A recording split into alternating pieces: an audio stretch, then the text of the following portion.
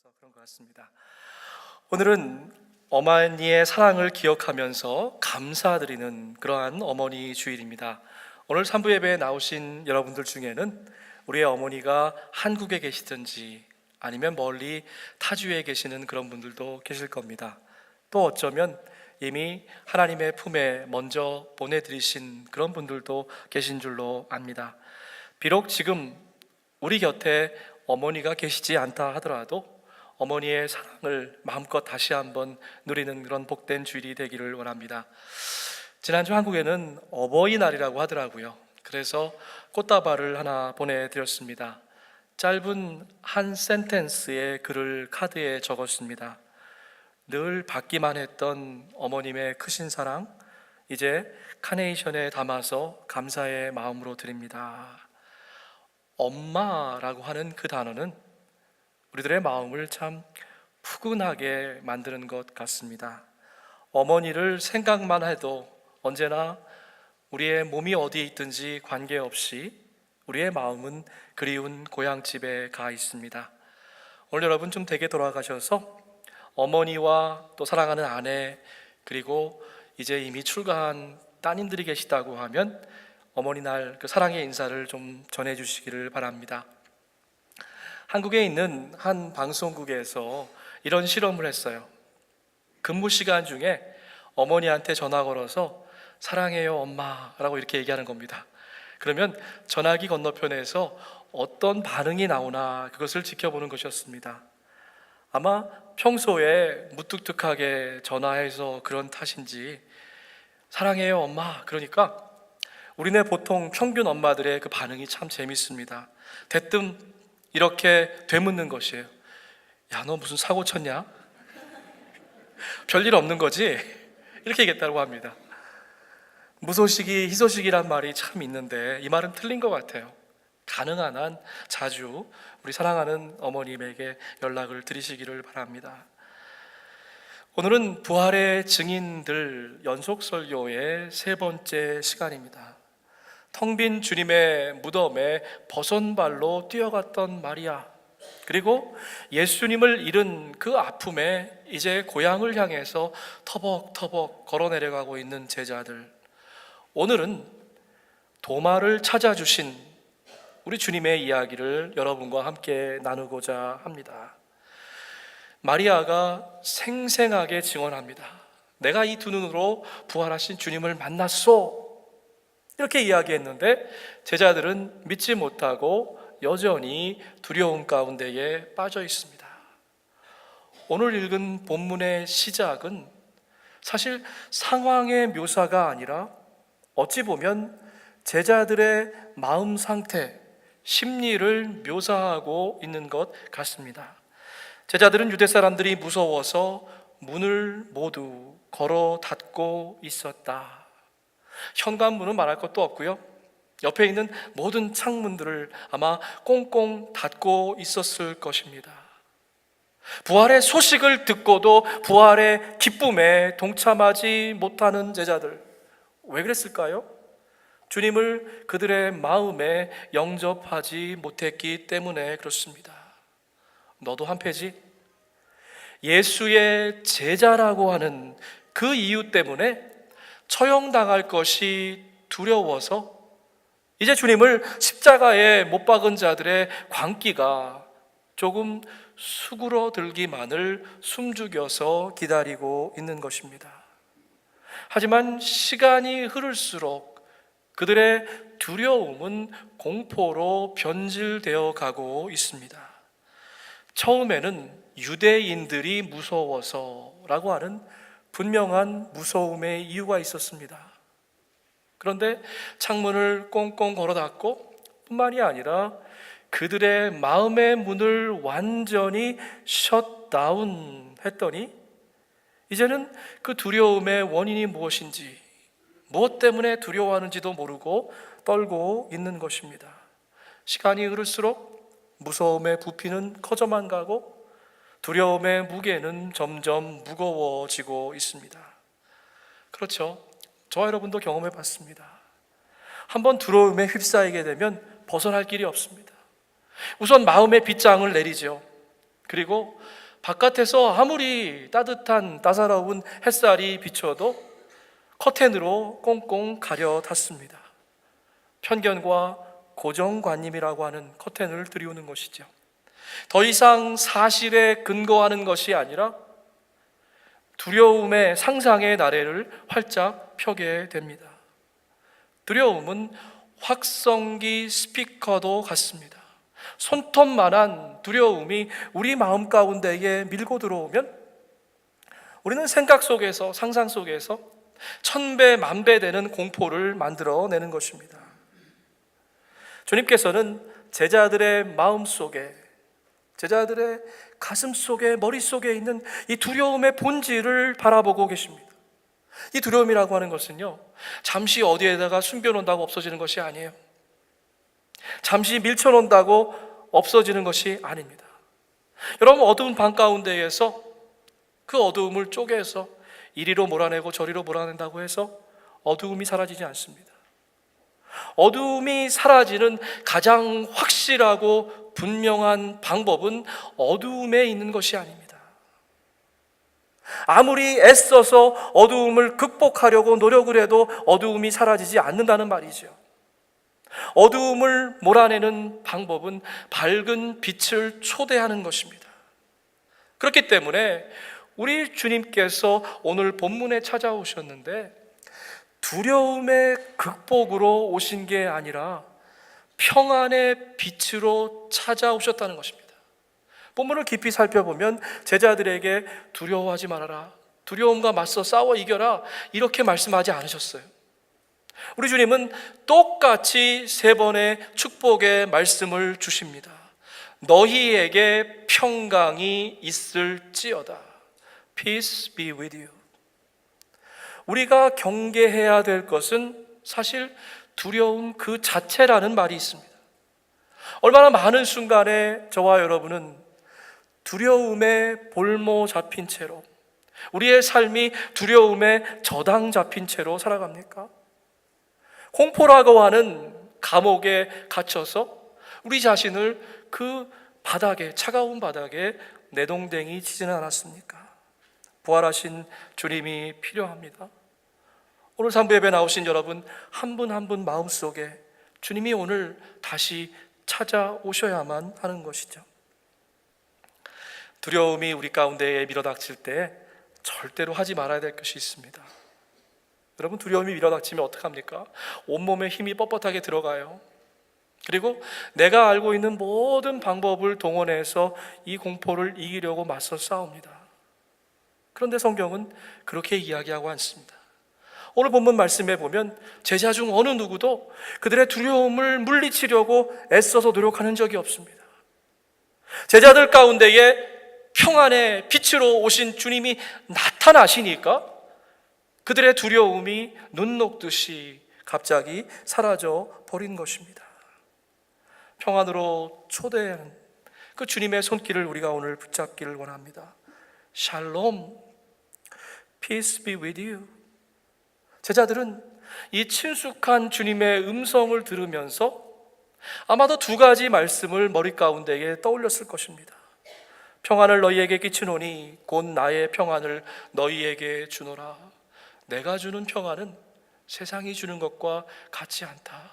너희는 마음에 근심하지도 말고 두려워하지도 말아라. 요한복음 16장에 있는 이 말씀도 기억했을 것입니다. 용기를 내거라. 내가 이미 세상을 이기었노라. 이 말씀을 기억했을 것 같아요. 드디어 제자들은 굳게 걸어 잠갔던 그들의 마음의 문을 열었어요. 자, 보세요. 현관문도 연 적이 없고 창문도 연 적이 없습니다. 그러나 제자들의 변화는 그들의 마음 문을 여는 것입니다. 연 것은 마음이었는데 변화는 그들의 얼굴에 찾아왔습니다. 오늘 영어 성경에 보니까 overjoyed라고 기록되어 있어요. 뜻하지 않은 기쁨, 예기치 못한 기쁨, 감당할 수 없는 기쁨이 제자들의 얼굴에, 가슴에 밀려들기 시작했습니다. 진정한 평안은 두려움의 늪에서 건짐을 당할 때에, 빠져나올 때에 시작되는 것입니다. 밀림에 가면 늪이 있잖아요. 여러분, 거기에 발이 빠지고 허리까지 들어갈 때에 거기서 나와보려고 몸에 힘을 주고 할 수 있는 우리 수영 실력을 다 동원해서 허우적대면 어떻게 됩니까? 점점 더 깊은 곳으로 빠져들어, 그리고 그 두려움에 질식당하게 되는 것입니다. 요즘 현대 사람들이 명상하는 거 좋아하는 것 같아요. 홀로 앉아서 조용하게 조용한 음악 틀어놓고 고요하고 적막한 시간을 즐깁니다. 여러분, 이것은 평안이 아니라 사실은 고독인 것입니다. 따뜻한 주님의 사랑이 필요한 거예요. 한자로 사람 인자를 어떻게 씁니까? 이렇게 쓰잖아요. 겹쳐진 모습이잖아요. 근데 이게 생겨난 상형 문자를 보면 이래요. 허리를 굽히고 쓰러져 있는 사람의 손을 붙잡아서 일으켜주는 모습입니다. 저와 여러분을 구원해 주시기 위한 주님의 따뜻한 손길이죠. 십자가의 사랑인 것입니다. 바로 그 주님께서 지금 제자들을 찾아와 주셨습니다. 그리고 제자들에게 숨을 불어넣어 주시면서 이렇게 말씀하세요. 성령을 받아라. 성령을 받아라. 여러분, 이 말씀은 갑자기 뜬금없는 아웃 오브 컨텍스트 그런 소리가 아니에요. 고별 설교에서 이제 내가 떠나고 나서 보혜사 성령을 너희에게 주신다 약속했던 바로 그 성령님이시다. 저는 이 말씀을 읽으면서 구약의 두 절이 제 마음 가운데 떠올랐습니다. 하나는 창세기 말씀이에요. 흙으로 인간을 빚으시고 그리고 나서 생기를 불어넣어 주셨습니다. 처음 창조의 순간입니다. 진흙덩어리 인간이 생명을 갖게 된 것은 우리의 힘으로 얻은 것이 아니라 하나님께서 생기를 불어 넣어 주셨기 때문이죠. 그렇지만 바쁜 현대를 살아가는 저와 여러분 어떻습니까? 욕망이라고 하는 전차에 올라타서 두려움이라고 하는 크랙션을 마구 울려드리면서 질주하고 있잖아요. 그래서 성령님께서 주시는 평안의 들숨은 마시지 못하고 내 안에서 생산되는 두려움이라고 하는 날숨만 훅훅 내뱉으며 살아가고 있지는 않습니까? 성령의 숨결을 생각하면서 제 마음 가운데에 또 떠오른 말씀이 있어요. 에스겔서의 말씀입니다. 너 생기야 사방에서 불어와서, 그 다음 말씀 잘 보세요. 살아있는 줄 알았는데, 멀쩡히 사람 구실하는 줄 알았는데 영적으로는 이미 죽은, 살해당한 사람들에게 불어서 그들을 살아나게 하여라. 에스겔의 골짜기에서 마른 뼈와 같이 된 우리의 영혼을 다시 살려주시겠다고 하신 말씀이에요. 창세기의 말씀이 처음 창조의 말씀이라고 하면 에스겔서의 말씀은 새로운 창조의 말씀입니다. 놀랍게도 요한복음에는 이 두 가지 창조의 말씀이 함께 나오는 것이에요. 요한복음 서두를 보면 마치 창세기 1장을 읽는 것 같습니다. 태초에 말씀이 계시니라, 하나님의 말씀으로 창조되었다라고 기록되어 있습니다. 그리고 나서 1장 5절 말씀을 제가 좀 주목해 보고 싶은데요. 그 빛이 어둠 속에 비치니 어둠이 그 빛을 이기지 못하였다. 이 말씀 무슨 말씀이냐면, 오늘 읽은 요한복음 20장에 나오는 제자들, 살아있는 것 같지만 이미 영적으로 죽은 자들을 말씀의 빛으로, 생명의 빛으로, 평안의 빛으로 다시 살리겠다 하시는 주님의 그 말씀, 예고편과도 같은 그러한 말씀인 것입니다. 두려움에 함몰당한 제자들의 마음에 평안의 빛으로 찾아오신 주님, 이제 성령의 호흡을 불어넣어 주시면서 죽은 심령을 다시 살아나게 해주는 겁니다. 샬롬. 이 예수님의 방문은요, 어찌 보면 새로운 창조이고 새로운 시작의 시간이고 새롭게 우리에게 사명과 도전을 주시는 시간입니다. 지난주 동안에 오랫동안 정들었던 웨슬리 홀이 이제 허물어졌습니다. 아마 많은 분들의 마음 가운데에 많은 좋은 메모리들이 있는 것 같아요. 특별히 우리 성가대들은 그 좁은 방에서 의자를 펴셨다 계셨다 하시면서 보낸 시간들이 참 많으셨을 줄로 압니다. 또 수십 년간 아름다운 사역을 해왔던 에피파니 UMC도 몇 주 후에 연회가 지나고 나면 역사의 뒤안길로 사라집니다. 저는 이 두 건물을 바라보면서 오늘 말씀을 생각했어요.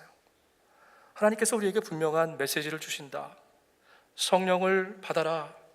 새로운 창조를 열망해라 라고 하는 말씀을 우리에게 주시는 것 같습니다. 워싱턴 한인교회는 지금 중요한 변화의 자리에 서 있습니다. 저와 여러분이 어떻게 기도하고 어떻게 준비하느냐에 따라서 와싱턴 한인교회의 70년, 80년, 100년 역사는 아마 다르게 기록될 것입니다. 단순한 유지 보수가 아니라 새로운 창조를 우리에게 요구하시는 겁니다. 새로운 사명을 감당하라고 우리에게 이렇게 좋은 기회를 주시는 것이죠. 웨슬리호를 통해서 또 우리에게 허락해 주신 에피파니 사이트를 통해서 하나님께서 부어주시는 새로운 비전과 열망을 함께 사모해 나가십시다. 오늘 말씀은 두 개의 에피소드가 연결되어져 있습니다. 먼저 첫 번째 이야기는 아마 그 자리에 도마도 없고 가룟 유다도 없었으니까 10명의 제자가 있었을 거예요. 10명의 제자를 찾아주신 주님, 그리고 또 하나의 이야기는 도마를 찾아주신 주님에 관한 이야기입니다. 성경 전체를 이렇게 펼쳐놓고 한번 생각해 봤어요. 성경에 나오는 인물 중에 가장 억울한 사람이 누굴까? 여러분 그런 생각 해보셨습니까? 제 생각에는 도마인 것 같아요. 우리 영미 문화권에서는 다우링 토머스라고 하면 뭐예요? 의심 많은 자라고 하는 그러한 누명, 악명을 쓰고 있는 사람입니다. 저는 오늘 도마의 입장에서 좀 변론을 해보기 원해요. 예수님이 어포인먼트 하고 오셨습니까? 닫힌 문에 그냥 쑥 들어오셨잖아요. 그것도 11명의 제자 중에서 도마만 없을 때 오신 거예요. 그러니 이게 어디 도마의 잘못입니까? 도마가 억울한 것이죠. 내 눈으로 보고 당신의 상처를 만져보지 않고는 부활을 믿을 수 없겠어. 이 도마의 마음을 예수님께서 모르셨을까요? 예수님은 너무나 잘 아셨어요. 그럼에도 불구하고 오늘 본문 말씀을 읽어보면 그런 도마에게 나타나신 것이 아니라 다른 열제자에게 나타나서 요구하지도 않았는데 그들에게 먼저 상처를 보여주셨습니다. 그렇다고 하면 도마는 이게 지금 얼마나 억울한 상황입니까? 근데 사실 이것은 현상적으로 드러난 것입니다. 그러나 말씀을 조금 더 깊이 분석해 보면 더 억울한 게 있어요. 우리가 가지고 있는 성경에 오늘 읽은 본문에 표제가 붙어 있는데 뭐라고 되는지 아세요? 불신앙의 도마, 도마의 불신앙, 이렇게 적혀져 있습니다. 근데 저는 그 제목을 좀 바꿔야 된다고 생각을 합니다. 도마의 불신앙이 아니라 도마의 믿음 없음에도 불구하고 도마를 다시 찾아주신 예수님의 사랑, 이것이 오늘의 주제인 것입니다. 의심 많은 도마가 오늘 이야기의 주인공이 아니라 그럼에도 불구하고 도마를 다시 찾아주신 예수님께 포커스를 맞춰야 된다는 것이죠. 인간적인 의심, 불신앙이 아니라 신실하신 주님, 우리가 찬양했던 것처럼 어제나 오늘이나 영원히 변치 않는 그 주님의 사랑에 우리의 포커스가 맞추어져야 한다는 것입니다. 제자들의 생동감 넘치는 증언에도 불구하고 부활을 믿지 못하는 도마, 여러분, 주님은 그 도마 한 명을 만나주시기 위해서 8일이 지난 후에 전격적으로 다시 찾아오신 것입니다. 도마에게 말씀하셨다. 내 손가락을 이리 내밀어서 내 손을 만져보고 내 손을 내 옆구리에 넣어보아라. 그래서 의심을 떨쳐버리고 믿음을 가져라. 우리가 가지고 있는 성경에는 도마에게 말씀하셨다, 굉장히 평범하게 기록되어 있습니다. 그런데 메시지 성경은요, 도마 한 명을 위해서 찾아오셨다는 것에 포커스를 두었어요. Then Jesus focused his attention on Thomas. 무슨 얘기예요? 주님은 온 신경, 온 관심, 모든 사랑을 도마 하나에게 집중하시기 위해서 다시 오셨다란 말이에요.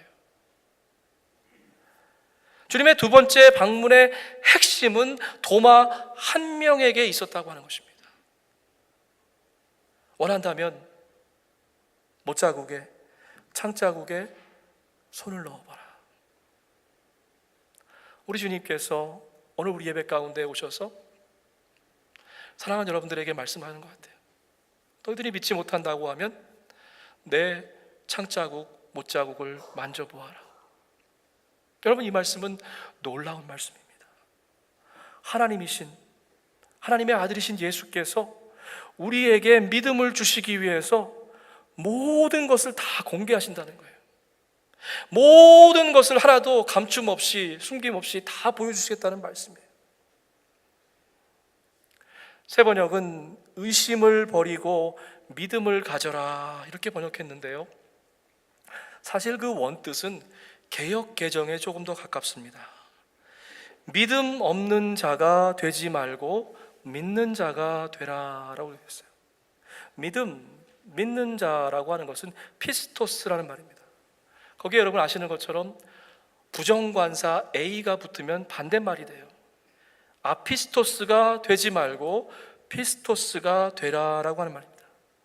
여러분, 이 말이 오늘 말씀의 핵심이라고 저는 생각합니다. 믿음이 없는 자, 아피스토스라고 하는 그 말은요, 의심한다라고 하는 것보다 조금 더 포괄적인 개념이에요. 자, 여러분, 잘 이해하기가 어려울지 모르겠는데 제가 최선을 다해서 설명을 드리겠습니다. 우리 마음 가운데 그런 마음이 있어요. 사안에 따라서 어떤 것은 믿어지기도 하고 어떤 것은 믿어지지 않기도 하고, 어떤 것은 한 30%는 믿어지는데 70%는 믿어지지 않는다.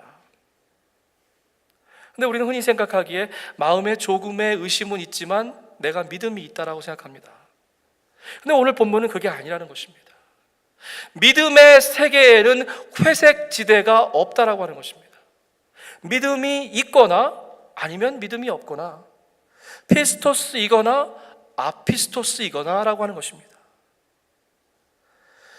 여러분, 잘 보세요.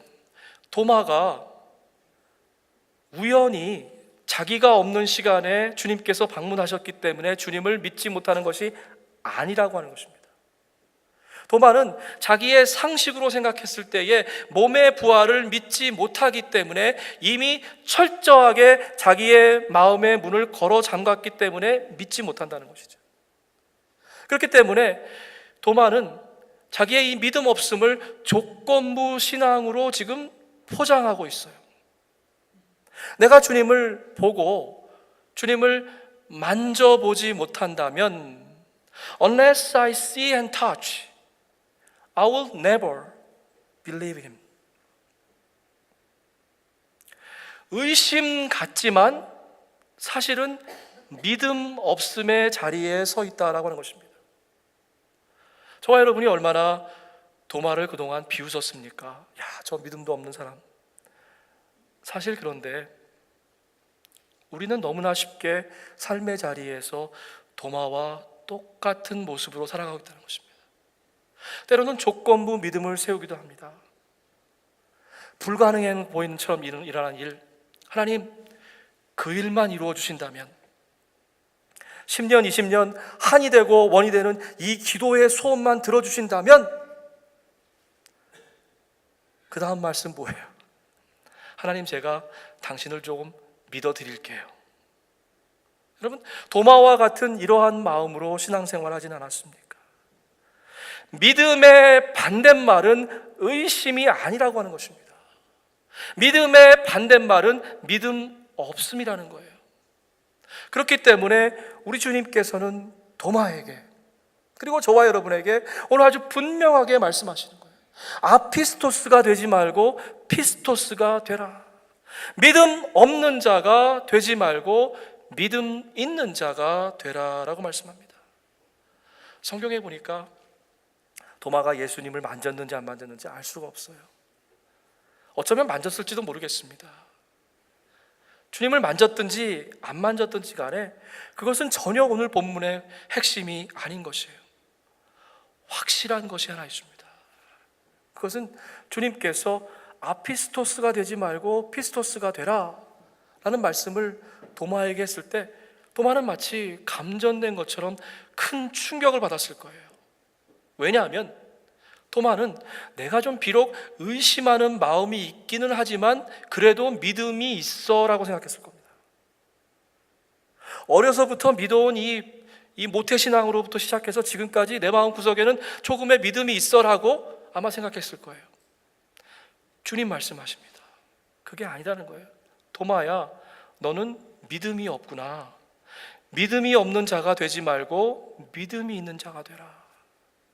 아마 망치로, 해머로 머리를 맞은 것 같은 그러한 충격을 받았을 것이 분명합니다. 여러분, 믿음 없음에서 믿음으로 나가는 것은 리모델링이 아니에요.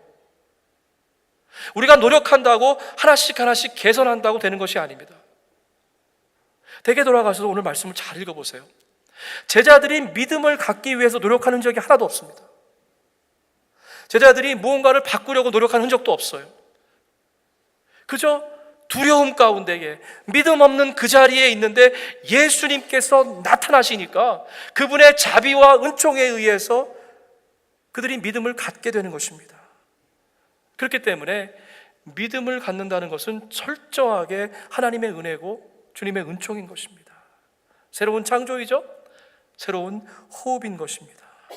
성령이 우리 안에 들어오실 때 가능한 새 역사인 것입니다.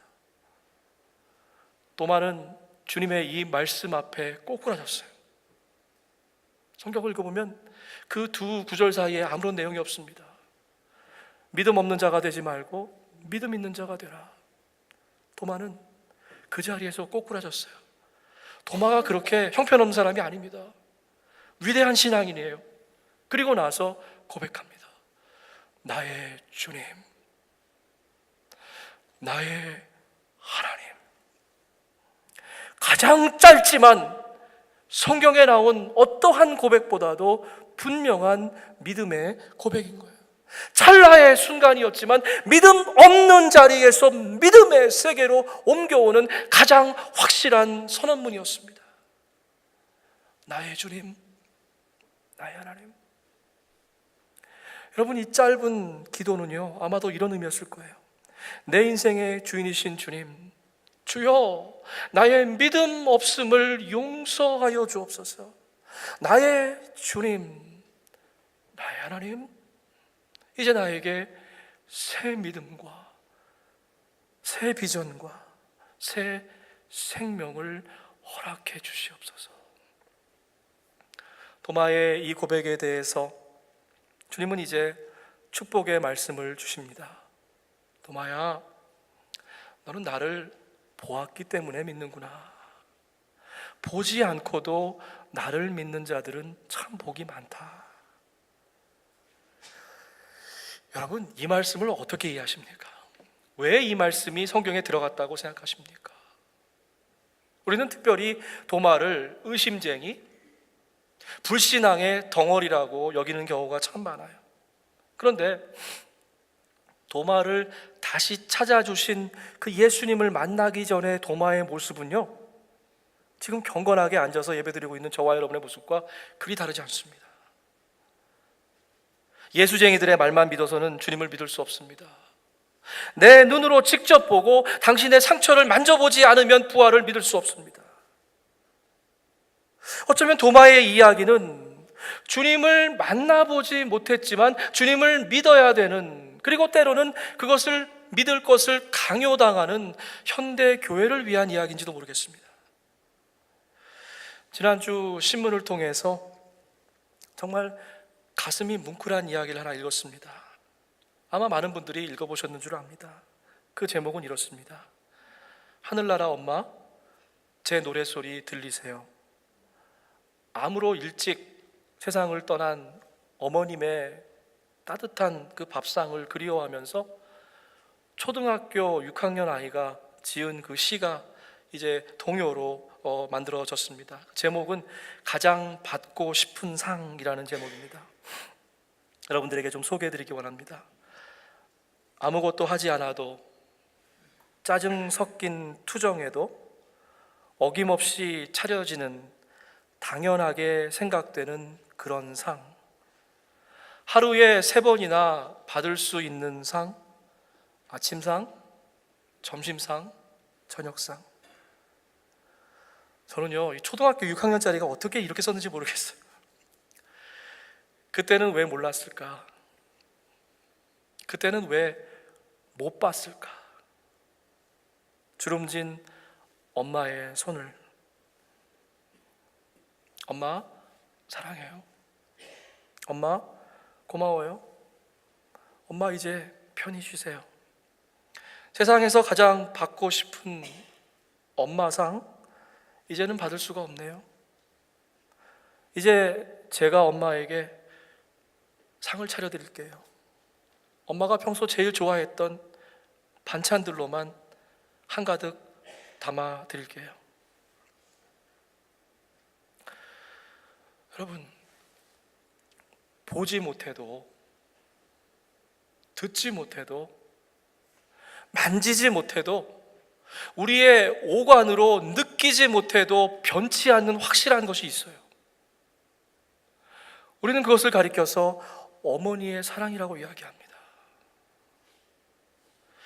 도마의 이야기는 주님을 만나보지 못한 초대교회를 위한, 주님을 육신의 눈으로 보지 못하고 듣지 못한 저와 여러분을 위한, 그리고 우리의 넥스트 제너레이션을 위한 주님의 위대한 사랑의 서사시입니다. 저는 주님이 일부러 그렇게 하셨다고 생각해요. 도마에게 보지 못하고 믿는 것이 얼마나 큰 축복인가를 보여주시기 위해서 그렇게 했다고 생각을 해요. 믿음이 없을 때는요, 조건을 앞세웁니다. 하나님, 이렇게 해주시면 제가 믿을게요. 이 문제만 해결해 주시면, 우리 가정에 닥친 이러한 어려움만 좀 걷어가 주시면 제가 주님을 믿을게요. 주님의 사랑을 지극히 제한하는 것입니다. 근데 신앙에 철이 좀 나면요, 바뀌어요. 어떻게 바뀝니까? 내 목구멍으로 넘어가는, 내 뱃속을 채우는 밥상이 더 이상 중요한 것이 아닙니다. 내가 어떤 처지에, 어떤 자리에 가는 것이 중요한 것이 아니에요. 나에게 주어지는 베니핏과 혜택이 더 이상 중요한 게 아니에요. 내 밥상이 아니라 이제는 주님께 차려드릴 그 밥상을 생각하는 것입니다. 이것이 신앙이 깊어진다고 하는 것이에요. 우리 주님께서 나를 위해 당해주신 그 십자가의 고통과 아픔과 눈물이 너무나 감사해지는 거예요. 너무나 고마운 거예요. 한없이 그리운 거예요.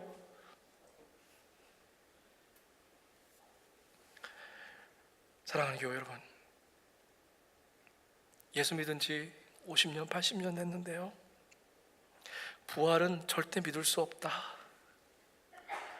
여러분, 그렇게 확신하셨다고 하면 그것은 우리의 마음 문을 닫는 것입니다. 주님께서 오늘 우리에게 말씀하십니다. 믿음 없는 자가 되지 말고 믿는 자가 되라. 피스토스가 되지 말고 피스토스의 삶을 살거라. 우리도 도마처럼, 우리가 그렇게 비난하고 의심쟁이라고 욕했던 그 도마처럼 주님의 그 말씀하실 때에 바로 꿇어 엎으리세요. 그리고 도마의 고백이 저와 여러분의 고백이 되기 원합니다. 나의 주님, 나의 하나님, 나의 주님, 나의 하나님. 보지 못해도 듣지 못해도 믿을 수 있는 큰 사랑의 주인공이 되기를, 그러한 워싱턴 한인교회 교우들이 되기를 주의 이름으로 축복합니다. 믿음으로 승리하는 복된 한 주가 되시기를 주의 이름으로 축원해 드립니다. 아멘. 하나님,